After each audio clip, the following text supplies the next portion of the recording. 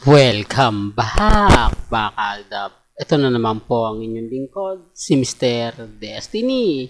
At syempre, magbibigay na naman po tayo ng pinakamainit na update po ngayon sa social media. Syempre, gamit na naman po si Richard Polkerson. Pero ang pinakamaganda nga po rito, etong si Maine Polkerson. Alam nyo kung bakit? Tahimik na naman po ang mga R-Main. Nakakatuwa naman po dahil nababasag po natin sila.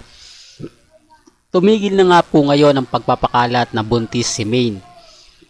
Medyo pabor na pabor yan sa atin. At syempre sa Aldab Nation. Dahil nga po sa walang mga update si Mengay at si Richard Polkerson naman po, pansin nyo na wala po siyang post pagdating sa social media. Kaya yung iba hati na nga po talaga yung mga opinion. Sabi ko nga po sa inyo, wala naman po talagang R-Main. Sila lang naman po yung nagpupumilit at sila lang naman po ang nagsasabing meron. Pero wala naman po talaga. Tapos ngayon kay Alden Richards, talagang kita nyo ramdam ninyo na halatang ginagamit po siya. Pati nga po ang 24 oras chika minute. Talagang isisingit po nila yung hello love goodbye. Di po ba, hello love again. Tapos yung sa unang hirit, nagka-trailer agad-agad. Di po ba? Mahusay po talaga silang gumawa.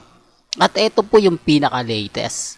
Ipalalabas nga po daw sa YouTube channel ng ABS-CBN ang Hello Love Goodbye.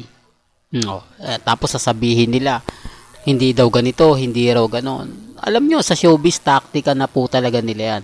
Matagal na po talaga nilang ginagawa yan, pero epektibo naman po. Kaya nga po hindi na tayo nagdududa o nagtataka pa. Di po ba? Kaya po ako tinatanong, bakit ganun Mr. Destiny? Kasi sila po baguhan lang sa showbiz Nabubuhay lang po sila. O ibig kong sabihin, bumabalik lang po sila katulad ganyan. May mga pelikula na naman si Alden at si Catherine. Diyan lang sila naglalabasan. Pero yung taktika na ginagamit po ng ABS-CBN, GMA Network, huling-huli na po natin yan. Di po ba? Hindi naman ako namimilit Sa akin po, 101% alam na alam po natin yan. Kasi taktika na po talaga nila yan na may mga bagay-bagay na ganyan.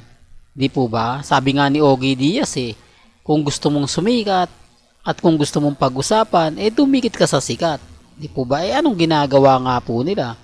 Kaya nga po ako hindi basta-basta nagpapa-apekto kasi alam natin ang buong istorya. Alam natin ang buong kwento. Ang hindi lang po nila gusto o sabihin na natin na pinakaayaw po nila yung binabasag po sila. Sa akin normal lang po yan. Di po ba? Normal lang na ganyan po yung gagawin nila. Ganyan po yung mga sasabihin nila. Kasi kumbaga taktika po nila yan. Mahirap naman pong ipilit. Di po ba? Mahirap naman pong sabihin natin na hindi, ganyan. Di po ba? Basta sa akin po, binabasag ko lang sila. Makita nyo naman po at ramdam nyo naman po. Di po ba? Na kapag si Mr. Destiny nagbibigay ng mga update, mga post, pagdating po sa social media, 101% hindi ko po yan ini-edit. Hindi po tayo mahilig mag-edit sa mga bagay-bagay na ganyan. Ang sa akin, masaya na po tayo sa mga nakikita natin. Masaya na po tayo sa mga napapanood po natin. Kaya nga po yung iba nagugulat. Nako, bakit si Mr. Destiny maraming alam? Bakit si Mr. Destiny buong buo yung kwento? Kasi tayo po lagi updated pagdating sa Instagram, sa Twitter at sa Facebook. Well, hanggang dito na lang po ang ating latest updates. Kaya kung gusto nyo pa po ng pinaka-latest at sariwang update, abay tumutok lang po kayo dito po sa channel ni Mr. Destiny para updated po kayo sa mga latest at sa mga bagong video po na ilalabas po natin maya-maya lang. Hanggang sa muli, salamat po sa panonood at pakikinig.